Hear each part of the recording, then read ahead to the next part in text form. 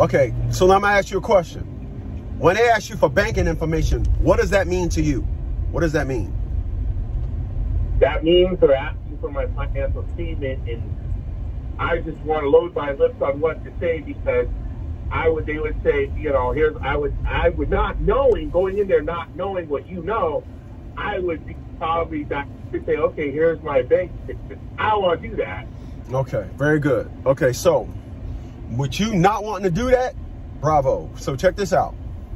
Now, what do you think about me saying give them your Cash App? What comes to mind? I have Cash App. Huh? I'll give it to them, whatever the account number is on Cash App. Okay, so what rebuttal do you think they'll come up with if they say, well, this is Cash App, you don't got no other bank? I'm gonna help you come up with all the narratives that they may say. What would you say if they say, well, this is Cash App, what other banks do you have? What do you say? I have no idea. That's all I have. Alex is all I have. Okay. So when the way it works is this. Hold on a second. Hold on 1 second. Damn it. Hold on a second.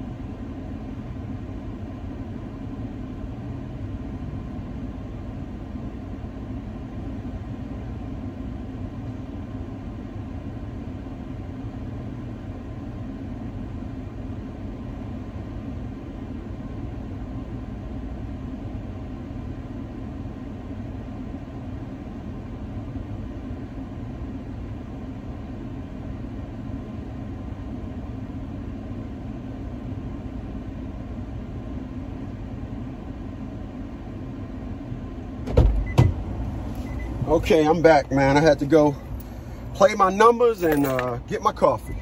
All right. So you're going to child support, and they ask you for your bank statements now. So where I left off at is I said, what do that mean to you, right? So when I ask you for something, if I say, hey, can I have some money? What would you say? I would say no. Well, the normal thing to say is before you say no is it all depends on how much. Because if you ask me for $1 million, definitely. But if you just ask me for 25 cents to put in a parking meter, I may could accommodate. But you want a specific amount is what I'm getting at, right? Don't just say I want some. Can I have some money? Like, can I have some money? Well, that all depends how much you want, right? So it's the same thing when the courts ask you for your banking information. Okay, what banking information are you talking about? Because I'm not interrogating. That's where the Fifth Amendment comes in at. The Fifth Amendment comes in when an individual say, I plead the Fifth Amendment, meaning You don't want to surrender information on the grounds that you may incriminate yourself. That's what the Fifth Amendment is. It's not saying anything. And that, if they and then they say, well, we're going to subpoena you for it. Well, what? That now they got to be specific. What happens when they do a warrant for your arrest? I mean, a search warrant.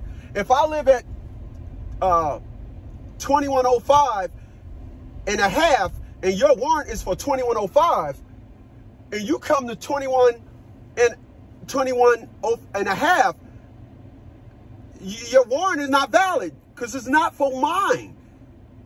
You got to be specific. The half, 2105 or 2105 and a half. Your warrant is for 2105. I live at 2105 and a half. It says it right here. So you ain't coming in. You want another example? When you get a parking ticket, if you look at that parking ticket and you got a gray car and it says red Honda, you're going to say, this is not my car. This is not, it's not my car. You're going to go in there and say, Your Honor, the judge going to say, why aren't you accepting the fact that you got this ticket? And you say, well, Your Honor, it says here, red car. And my car is gray. It's the same thing is what I'm getting at. It's the same thing. You cannot be general with it is where I'm going. If you say, give me your banking information, that's not asking me. You got to say, you bank at XYZ Banking. I want the bank account information for XYZ Banking. That's how that works. But they will fool you into saying, we want all your financial information. Get in trouble with the FBI and see if they say some shit like that to you. They ain't gonna ask for nothing. They ain't gonna ask for it. They're gonna say, no, we already got it, bro. But can't child support, if they want to, like, if you don't give it to us, we're gonna subpoena. Can they do that? Oh, yeah, of course. However, what do you think the subpoena needs to say? Well, tell me. I don't know. Specifics. Even subpoenas need to be specific. It's not a generalization. They just have you believing, and it's a generalization. It's not a generalization. You got to be specific. They can't say, we're subpoenaing you for your bank records. I've been subpoenaed. And everything that was in the subpoena was, they were subpoenaing me for the bank records and the bank that I was banking at from specific dates. I've been subpoenaed. And the unfortunate thing that individuals go through today, they don't understand this. They don't understand this. But you go into child support and you're so scared. So I'm going to give you an example of what I'm talking about. I'm military retired. So I'm going to ask you a question. Do you think I get a pay stub? Yeah, you get a pay stub. No, I don't. Don't you? No. No. Okay. No, I'm retirement. I don't get a pay stub. I didn't earn. I just not. Yeah. That's why you missed the name. I'm sorry. Yeah. I'm sorry. No, that's all right. So the judge said to me, I want you back in here and I want you to bring, do you have income? I said, yeah, I have income. He says, well, I want you back in here with your pay stubs. I ain't say nothing. I waited till we went back to court. And when we went back to court, he says, okay, where's your, I need to see your pay stubs. I said, I don't have pay stubs. He said, but you said you had employment. I said, Your Honor, I got employment, but it don't yield pay stubs. I'm not helping you fucking ask for what you want from me. So I said, what I did do was I wrote down on a piece of paper what I make every month and literally wrote it on a napkin and gave it to him. And it wasn't what I made. I put $500 and something a month income, I think.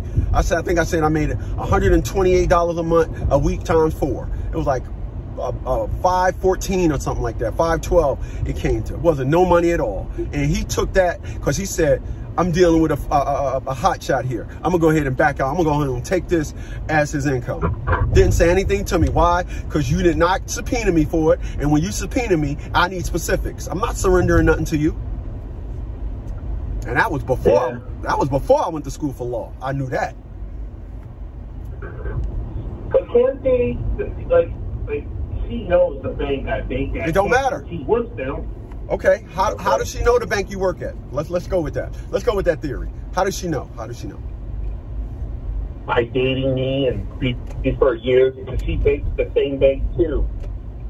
So what does that mean? The same bank. Your friend, every time you went there, you had a friend and went in there with her. What does that mean?